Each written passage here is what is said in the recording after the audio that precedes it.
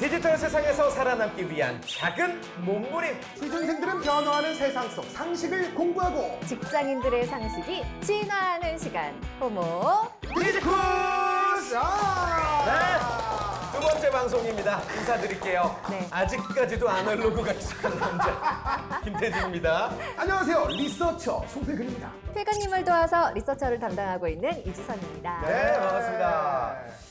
지난주 방송 때 이제 저희가 첫 호흡을 마쳤고 네. 또두 분이 열심히 또 준비하신 내용도 저희가 또 들어봤는데 그렇죠. 어떠셨어요? 지난주 첫 방송? 저는 일단 지난주에 완벽한 이해를 했기 때문에 저는 사실 오늘 메타버스로 가상세계로 출근하는 줄 알았어요. 그렇게 출근하는 줄 알고 좀 민기적거리다가 집에서 맞다! 아직은 오프라인이지? 하고 여기로 출근을 했어요. 예. 아. 완벽히 이해를 하셨네요. 그럼요. 완벽히 이해를 하셨어요. 예, 우리 저는 지선님은. 네. 정반대입니다. 어떻게? 그래요? 저는 메타버스에 대해서 막 공부를 했지만 예. 실제 그래서 메타버스가 그래서 내 주위에 어디 있는데 이런 생각을 또 하게 된 거예요. 그러면서 혼자 또 나 혼자 뒤처지는 건 아닌가? 예. 라고 하면서 왔죠. 너무 다행인 건 저도 마찬가지예요.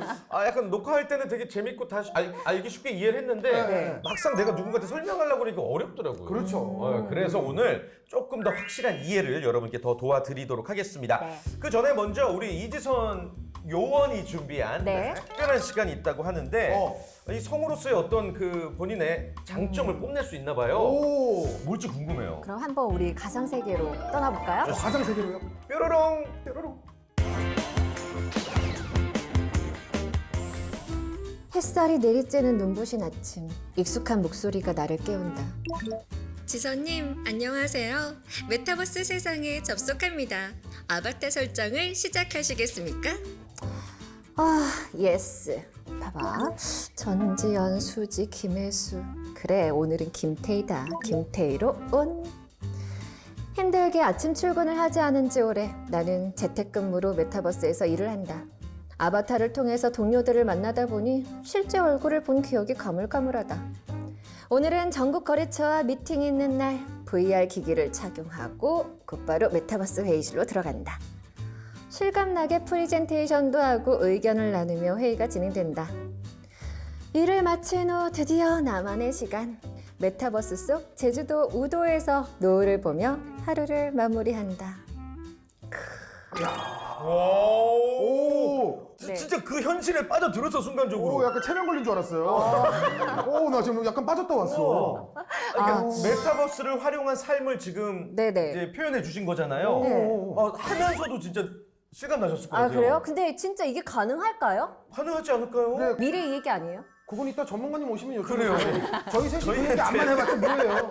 저희 셋이 누가 알아요? 그거를 서로 그냥 될까요? 그러게요? 되겠죠? 이러고 그래요? 끝나는 거지 뭐.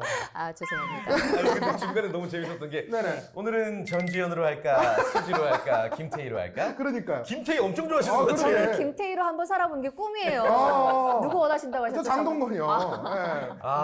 네. 아무튼 메타버스의 현장을 지금 저희가 만나봤어요. 네. 여러분들도 아마 호기심이 넘치실 텐데 우리 필근 씨는 또 따로 뭐 오늘 준비하신 게 저요? 예. 있죠. 오. 웃음을 준비했습니다. 이게 진짜 메타버스인데 뭐가 나왔어 여기서. 제발 해주세요, 뭐 좀. 안 하면 제가 약간 좀 이상한 사람 되잖아요. 뭐라도 나가게 해주세요, 손에서. 자, 오늘도 이렇게 훈훈하게 한번 시작해 보도록 하겠습니다. 메타버스에 관련된 두 번째 시간이고요. 네. 여러분들과 함께 호모 디지쿠스의 세계로 로그인해 보겠습니다. 로그인.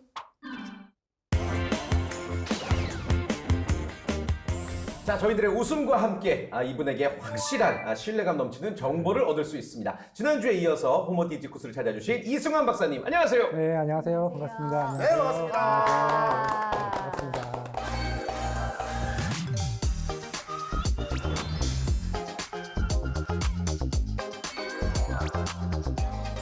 지난주에 방송하시고 안 나오실 줄 알았는데. 그러게요. 너무 감사해요. 의외입니다. 우리 이지선 성우님의 네. 그 메타버스의 현장 어떻게 들으셨습니까? 예, 실제로 매일매일 저렇게 로그인 하시는 분들이 계시기 때문에 출근을 하는 분들이 이게 지금 메타버스가 어떤 분들에게는 정말 내 앞에 현실이 돼버렸고 예. 어떤 분들한테는 조금 멀리 있고 어떤 분들한테는 조금 가까이 있고 너무나 많은 이제 그 범위 안에 있기 때문에 이런 변화들이 앞으로 계속 일어나게 될 겁니다. 이제. 우리가 아까 이게 되냐 마냐 예. 얘기했는데 이미 되고 있다는 말씀이시죠? 이미 충분히 이제 가상으로 출근하는 분들이 계시죠. 그래서 뭐 직방이라는 인터넷 부동산 기업에 직방 우리가 알고 있는 알고 직방? 그 직방이요? 맞습니다. 예, 그 직방입니다. 예. 네. 직원이 지금 300명 정도쯤 되거든요. 예. 전 직원이. 근데 작년 초까지만 해도 이 직원들이 강남역 사거리에 엄청 큰 건물을 임대를 했는데 네. 회사가 작년 초 이후로는 이제 모두 다 그쪽으로 출근하지 않습니다.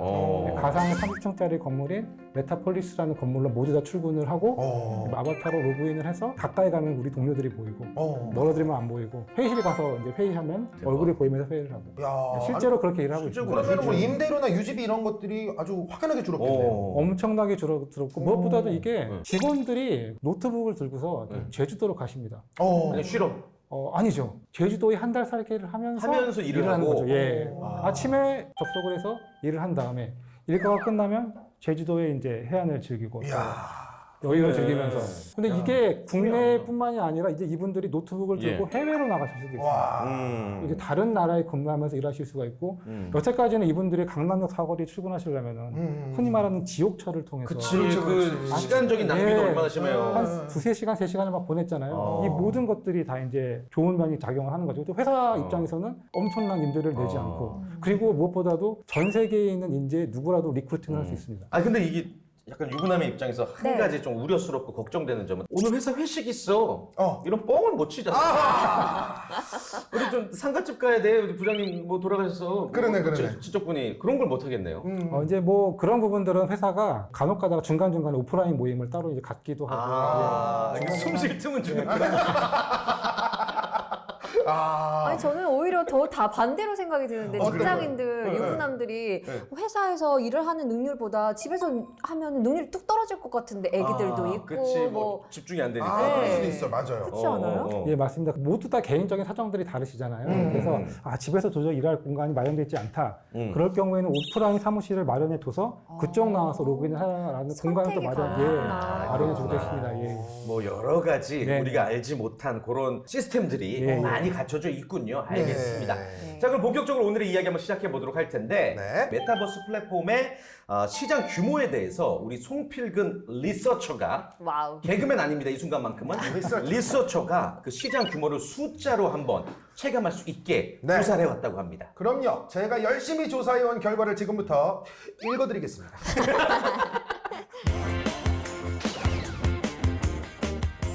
자, 이미 산업 현장에서는요, 메타버스를 활용하는 사례가 점점점 늘어나고 있습니다. 가상 공간 속에서 많은 사람이 모여서 즐기는 공간만이 아니라 플랫폼 자체적으로 비즈니스 업무, 교육, 마케팅, 홍보, 채용 박람회, 뭐 부동산 건설, 워크숍 등등 전 산업으로 확대 중이며 또 이에 따라서 시장 규모도 빠르게 성장하고 있다는 겁니다. 글로벌 리서치 기관 스테디스타에 따르면 전 세계 메타버스 시장 규모는 2021년 307억 달러, 약 34조 1077억 원.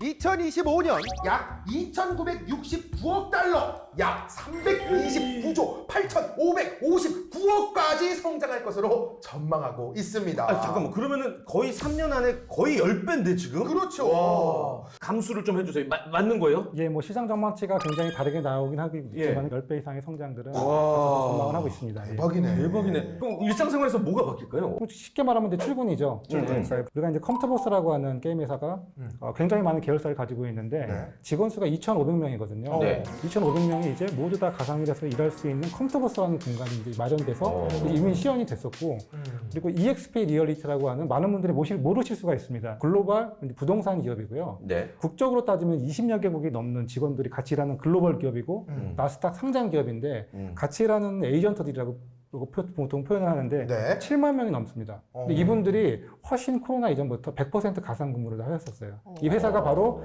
2022년 가장 일하기 좋은 기업 4위로 선정이 됐습니다. 구글은 7위거든요.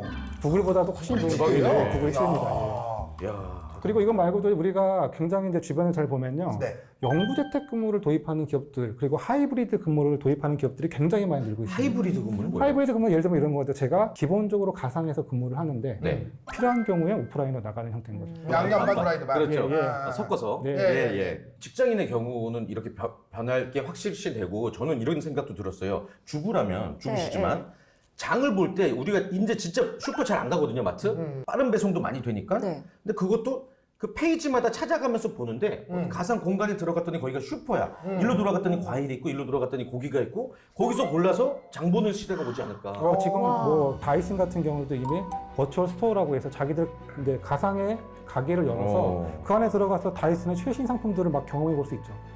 실제로 구동시켜보고 청소기도 그 안에서 해보고 그 성능들을 다 이제 확인해 보면서 아, 근데 이게 저희가 무슨 생각을 하면 이미 다 있네요. 그러네. 그러니까 이게 박 박사님들은 이길 수가 없는 거예요. 아, 근데 이거 뭔가 다 앞서 있네. 뒤처지기 싫은데 이미 뒤처지는 느낌이 막 들어요. 왜냐하면 이미 뒤처져 있어요. 그죠? 아니 저는 꼭 오프라인으로 가서 장을 보거든요. 왜냐하면 그래요? 고기도 내가 만져보고 사고 싶고 옛날 사람. 옛날 사람.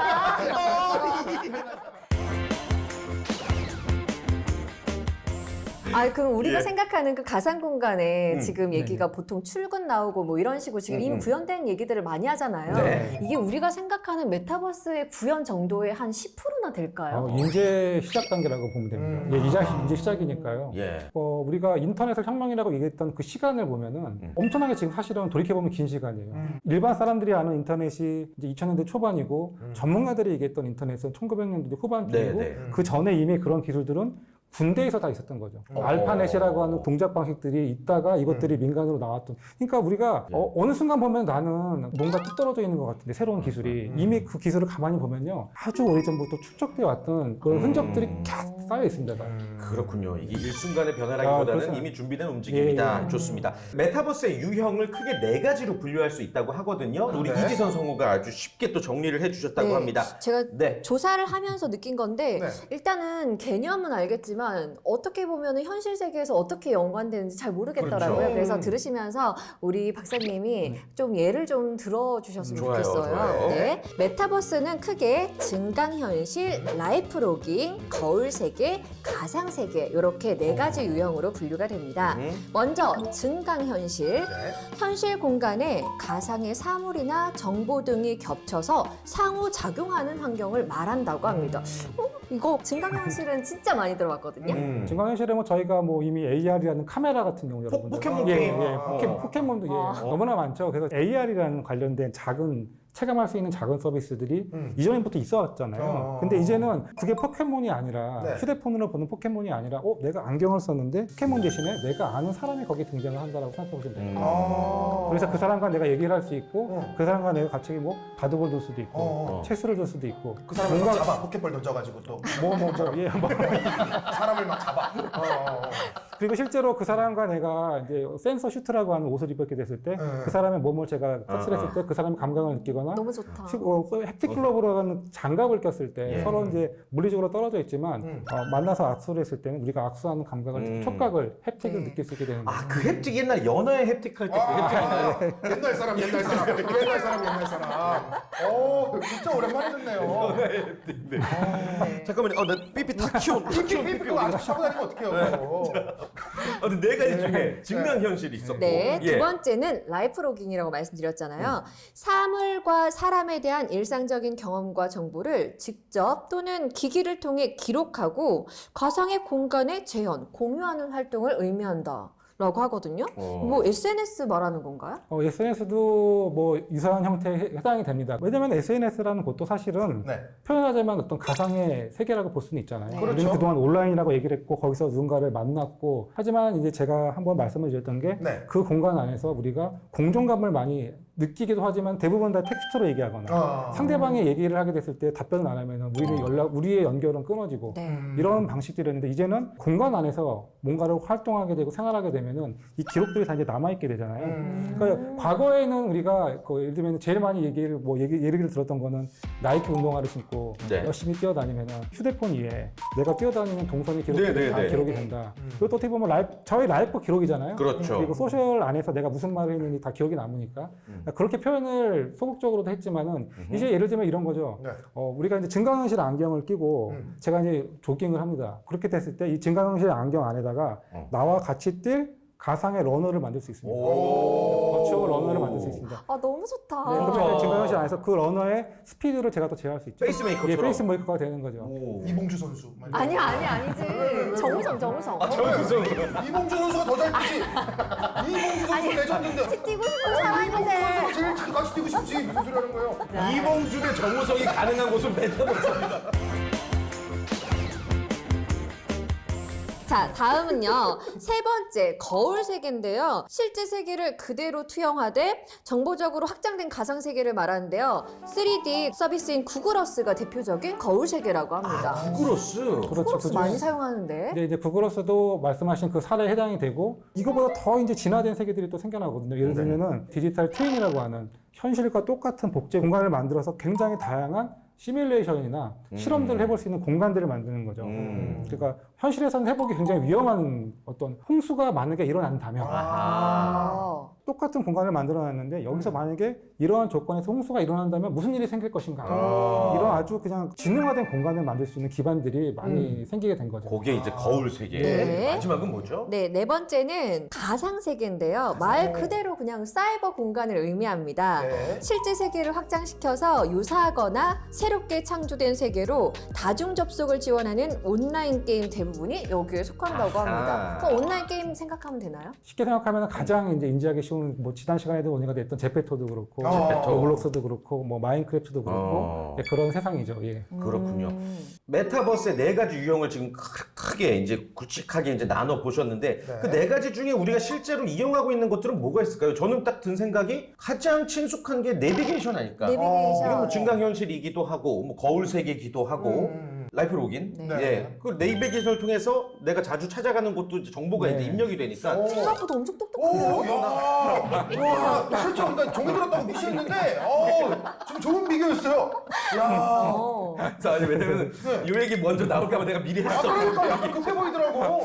야, 이거 내가 생각한 거 너무 좋은데 이러면서. 아 근데 저는 이 네 가지 유형이라고 했지만 솔직히 네 개 다 얽혀 있고 설켜 있어서 이 종류를 굳이 안 나눠도 그러니까요. 와, 이 메타버스 세계가 엄청 이미 우리 친숙하죠. 네, 친숙하겠다. 저희가 사실은 제페토라는 어떤 하나의 메타버스 플랫폼 안에 네 가지 형태가 사실 다 있습니다. 음. 제페토라는 세상은 그 자체로 버추얼 월드잖아요. 네. 근데 그 버추얼 월드 안에 특정 공간을 현실처럼 모사해서 똑같이 만들기도 하죠. 한강을 만들거나 그러면 거기는 약간 이제 우리가 현실과 같은 복제 공간이 네. 되잖아요. 그러면서 또 동시에 우리가 제페토라는 곳 안에서는 AR 카메라를 통해서 아바타와 어떤 현실 공간 위에서 사진을 찍을 수도 있고 영상을 만들 수도 있거든요. 예. 그리고 제페토 안에서 생활하는 저희 모든 생활 기록 데이터들 다 남게 되죠. 라이브 로그 데이터는. 그러니까 우리가 과거에는 이런 요소들이 굉장히 독립적으로 존재했었거든요. 이제는 기술이 좋아지고 이 융합을 통해서 목적은 고객들에게 뭔가 새로운 경험을 어떻게 줄 것인가를 중심으로 바뀌고 있는 거거든요, 지금. 그렇군요. 그러면 보안이 가장 중요할 것 같아요. 보안이 이루어지지 않으면은 내 정보 다 그치. 빼가면 너무너무 중요해지죠. 왜냐면은 공간 속으로 들어간다고 말씀을 드렸잖아요. 그러면은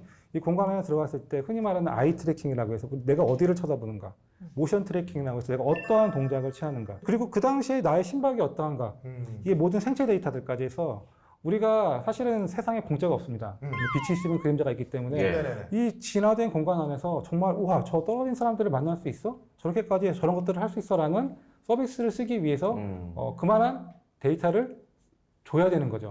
그렇죠. 예, 근데 그게 정말 유출이 되면 정말 큰일이 생기는 그렇죠. 거고. 그렇죠. CCTV도 문제 많잖아요. 예, 그렇습니다. 그래서 모든 혁신 어떤 서비스나 기기들이나 이런 패러다임의 변화가 항상 좋은 것만 있지는 않습니다. 숙제가 있군요. 예, 다 너무나 많습니다. 예.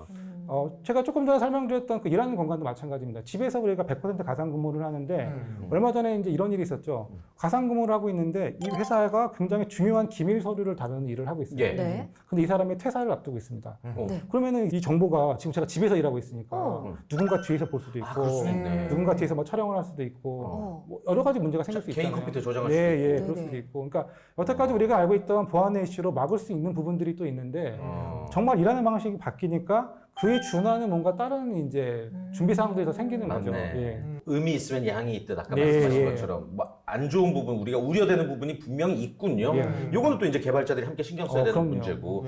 알겠습니다. 네. 그러면요 말 나온 김에 대중들이 갖고 있는 메타버스에 대한 오해와 진실을 네, 한번 네, 우리 네. 박사님을 통해서 한번 파헤쳐 보도록 할게요. 네. 옛날 스타일로 외치죠. 메타버스에 대한 오해와 진실. 그렇죠. 옛날 사람. 메타버스에 대한 오해와 진실. 빠밤. 고양이 온 것 같아. 어떤 게 있을까요? 박사님이 딱 이렇게 일선에서 바라보는 메타버스에 대한 오해. 메타버스는 MZ들의 세상이다. 어. 보통 이제 저희가 언론을 보거나 그런 많은 자료들을 보면은 이제 그런 말씀을 많이 들으실 것 같아요. 네네네. 실제로도 제페토, 나는 제페토 안 쓰고 로블록스 안 쓰는데 다 노는 친구들은 다 그 친구들이니까 그들의 세상이고 나는 좀 먼 것 같다. 요즘 애들 하는 거야 그거? 뭐 이렇게 생각할 수 있죠. 근데 굉장히 다양한 가상 공간들이 이제 앞으로 엄청나게 많이 만들어질 건데 네. 그래서 예를 들면은 가상 세계 안에서 낚시를 하는 공간이 있습니다. 가상 안에서 이제 우리가 강태공이 돼보는 건데 네네네. 우리나라 전국의 유명한 낚시터들을 다 가상 공간으로 만들어서 그 안에서 이제 낚시도 하고 뭐 지는 노을을 바라보면서 쉬기도 하고 예 그래서 실제로 이제 그 오큘러스 퀘스트를 쓰고서 네. 컨트롤을 이렇게 던지는 모양새를 하게 되면은 물고기가 물잖아요. 네. 그럼 거기 진동이 옵니다. 와요? 아, 손맛이 느껴져요? 예, 손맛이 와, 대박. 이게 진동이 오게 됩니다. 아, 이게 솔직히 낚시는 손맛 없으면 네, 그렇지, 네, 그렇지. 진동이 있습니다. 예, 이게 예, 있어야 예, 되거든요. 예. 아, 그러니까 그게 그런 있구나. 근데 이 공간을 가장 많이 즐겁게 사용하시는 분이 바로 영국에 계시는 과거의 용어로는 치매, 지금은 신경인지장애라고 얘기를 하는데 노인분들? 예, 노인분이 정말 아. 재밌게 지내시는 공간이세요. 아들이 아버님께 이 공간을 안내해 드렸는데 아버님이 너무 좋아하시는 거예요. 아하. 친구들 만나서 막 낚시하고 그러면서 동시에 여기 우리나라 가상 공간인데 전 세계에 있는 모든 사람들이 다 접속을 하는 거죠. 그래서 사용자의 99%가 이제 글로벌 사람들입니다. MG에 국한되지 않죠. 예, 그런 세상이 확실히. 국한되지 않는다라고 또 말씀드리고 아, 싶고 오케이. 또 하나의 또 오해와 진실이라면 메타버스는 게임이다. 네. 예, 가장 어떻게 보면은 체감되는 그런 이미지가 네. 좀 강해요. 예, 조금 전에 설명드렸던 건 약간 맥락이 비슷한데요. 네네. 지금 나와 있는 어떤 주류의 메타버스가 약간 이런 성격을 가진 메타버스가 많아요. 아까 로블록스도 그렇고 제페토도 그렇고 이렇지만 이미 메타버스는 굉장히 산업적이고 아주 산업 안에서도 굉장히 혁신적인 공간입니다. 예를 들면은 구글이라는 기업을 많이 아실 텐데 네. 자율주행차를 만들고 있거든요. 네. 웨이모라고 하는 기업을 통해서 자율주행차를 만들고 있는데 네네. 자율주행차가 스스로 운전을 하려면 오프로드를 현실을 열심히 달려야죠. 그렇죠. 합숙을 해야 되니까. 그렇죠. 그래서 5년, 6년 동안에 2천만 킬로를 달렸습니다.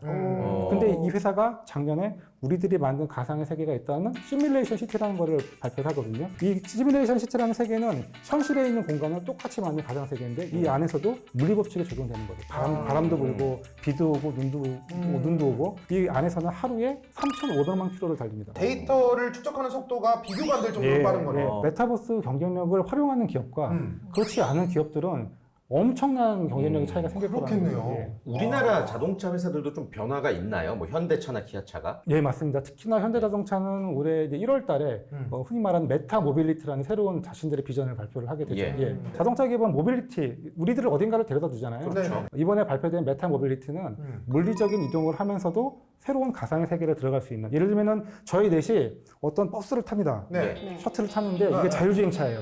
저희는 운전할 필요가 없죠. 그렇죠. 네. 예, 저희는 그냥 가만히 있으면 됩니다. 근데 저희 가만히 있으면 재미없잖아요. 예. 가상의 화성을 한번 가볼까요? 화성. 화성? 예, 화성이요? 실제 지금 화성은 수원 옆에 화성이요?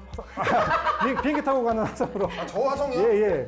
저길 간다고요? 예, 거기 지금 우주? 예, 지금 화성은 어떤 모습일까 우리 한번 가봅시다라고 얘기를 했을 때 실제로 화성에는 스팟이라고 하는 로봇이 지금 화성에 있는 실제 데이터들 저희에게 전송을 시켜주면 저희는 차 안에서 가상의 화성으로 로그인을 해볼 수 있는 거예요. 우와. 가상과 현실이 융합된 이동을 할 수가 있게 되는 거죠. 저도 하나 그러면 질문 드려도 될까요? 네.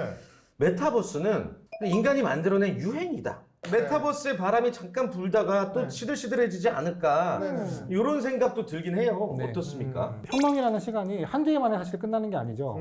굉장히 많은 시간 동안 진화해 가면서 우리가 IT 버블이라는 게 인터넷에 거의 최정점에 또 생겨났거든요. 네. 아시겠지만 2000년대 초반에 모두 다 인터넷으로 뭐든지 다 할 것 같이 얘기하고 막 새로운 기업들이 다 새로운 것들을 만들어낼 수 있을 거라고 얘기했지만 그 안에서 또 옥석들이 가려지게 되죠. 네. 그래서 거기서 살아남은 기업들이 또 거대한 또 사업자가 되기도 하고. 그래서 지금 저희가 지금 이 시간에 모든 국민들이 이렇게 관심을 갖는다는 거는 이 메타버스가 사실 어떤 기대의 정점에 있다는 겁니다. 지금 너도 나도 메타버스를 하고 있잖아요. 그렇죠, 그러면 이 다음 페이지는 다음 단계는 이제 옥석이 또 가려지는 시기가 분명히 존재를 할 것이다. 그렇지. 그런 시기가 존재를 하고 또 생존하게 되고 더 나은 것들이 생기고 이렇게 우리가 한 해, 두 해 동안에 진화해 나가는 시간을 겪게 될 거예요. 우리가 혁명인데 내년에 끝나면 혁명인가요? 아니죠. 메타버스가 올해 왔다 내년에 가면은 그건 혁명이 아니라 그냥 재미있는 서비스입니다. 그렇죠. 아, 그렇지. 진짜 진화하고 있는 네. 거네요. 그러니까 메타버스는 유행이 아니라 동행이다. 야, 또 그거 생각하고선 약간 입꼬리 올라가더라고요. 또 이제 저 이거 빨리 내가 해야지 그러면서. 이걸 먼저 정해놓고 질문을 그래. 본인이 할 답변을 먼저 정해놓고 야, 정말 대단하시네요. 정말 되게 의미 있는 말이었습니다. 예, 써먹으셔도 돼요. 받아주지 마세요, 박사님. 그런 거 자꾸 받아주니까 계속 하잖아요. 저는 쓰려고. 다른 프로가 써먹을 거예요. 메타버스가 많이 힘드시죠? 고행이 아니라 동행이다. 이건 공익 광고도 아니고 말이죠. 따라단. 네. 아, 좋습니다. 이렇게 뭐 웃으면서 얘기하니까 훨씬 더 그냥 막연히 따다다다 강의 듣는 것보다 더 이해가 빠른 것 같아요. 맞습니다. 마지막으로 우리 박사님, 메타버스의 성장과 발전을 위해서 꼭 좀 전달하고자 하는 메시지 있으실까요? 저희가 지금 메타버스 관련된 굉장히 좋은 얘기들을 많이 드렸습니다. 네. 좋은 것도 있고 일도 하고 비용도 줄이고 막 나의 상상력을 막 보여주기도 하고 돈도 벌고 막. 하지만 우리가 아까 잠깐 얘기했던 것처럼 그 안에 분명히 우리가 그림자가 있습니다. 그러니까 빛이 강하면은 그림자가 또 강하거든요. 그렇죠. 우리가 가상현실을 통해서 내가 누군가 멀리 떨어져 있는 사람을 만나서 이렇게 또 혜택을 감각을 느낄 수 있잖아요. 그걸 통해서 굉장히 나쁜 서비스를 만들 수도 있습니다. 그리고 실제로 나쁜 일들이 생길 수도 있습니다. 네. 우리가 이런 역효과들을 같이 한번 생각해 보면서 가야 돼요. 우리가 이런 준비들을 하지 않으면은 굉장히 큰 이제 피해가 생길 수 있기 때문에 네, 긍정적인 부분과 함께 반드시 안 좋은 부분들 준비해야 될 사항들을 꼭 챙겼으면 좋겠습니다. 그러네요. 좋습니다. 각종 많은 일들이 일어날 수 있겠어요. 예, 그렇죠. 메타버스 안에 도박장이 생길 수 그렇죠. 있고, 네. 야바위꾼들이 네. 이렇게 예, 예. 그렇게 나쁘게 머리 굴린 사람들이 꼭 있더라고. 있습니다. 예. 이 시대의 변화에 무조건 있어요. 또 그 사람들이 또 빨리 움직여요. 그러니까요. 빨리 움직여요. 그 사람들이 또 빨리 움직여요. 아무튼 이런 그 사회적인 문제점들을 최소화시키면서 발전해 네. 나가야지 네. 그게 어떤 맞습니다. 메타버스의 순기능적인 역할이 네, 아닐까 맞습니다. 생각이 듭니다. 우리 이지선 씨는 오늘 어떠셨는지 또 한 말씀 들어볼까요? 메타버스는 아무래도 사랑인 것 같아요. 갑자기 좋아요. 사랑이요. 네네. 메타버스는 사랑이다. 아무래도 이렇게 들어보면은 불가능한 것들을 다 가능하게 해주는 그 연결고리들이 결국에는 만나고 싶고 그렇죠. 뭐 하고 이런 게 다 거기에 사랑이 있을 것 같거든요. 그래서 저는 지금 항상 생각하지만 가상세계 속에서 정우성이랑 한번 뭐 그런 거 생각하면서 너무 재밌게 들었습니다. 이봉주 씨는 어떻게 생각해요? 정우성이랑 달리고 싶단 말이에요. 나 정말 이봉주 씨가 원래 이쁜데. 우리가 예전에 인터넷이 막 도입되던 시대 생각해보면 너무 어려웠거든요. 맞아요. 막 로그인은 어떻게 하는 건지, 아이디가 뭔지. 그러나 지금 우리 일상 속에서 인터넷은 뗄래야 뗄 수 없는 관계가 된 것처럼 네. 메타버스도 어렵게 생각하지 마시고 뭐 관련된 뉴스 보시면서 연구라기보다 이제 호기심을 가지고 접근하시면 분명히 인터넷처럼 우리의 일상에 녹아들 것 같습니다. 네. 누구나 호모 디지쿠스가 되고 있는 거죠. 네. 예, 네, 그렇습니다. 우리 박사님 저희 또 마지막 시간이었는데 네. 만족하셨는지 모르겠습니다. 뭐 지난 시간보다 예. 벌써 네. 저는 깜짝 놀랐습니다. 옷부터 지금 메타버스 아, 예, 그러네요, 오늘 그러네요. 무지개떡 느낌으로. 예, 완전히 다르더라고요. 예. 약간 조각조각 나는 느낌이에요. 각각 다른 세상에 좀 계시는 것 네, 같아요. 그렇습니다요. 팔, 다리 뭐 다 다른 세상에 약간 조각 나가지고 말이죠. 온몸으로 메타버스를 표현해 보면서 인사드릴게요. 호모 디지쿠스 오늘 이 시간 여기서 인사드리겠습니다. 여러분 고맙습니다. 안녕.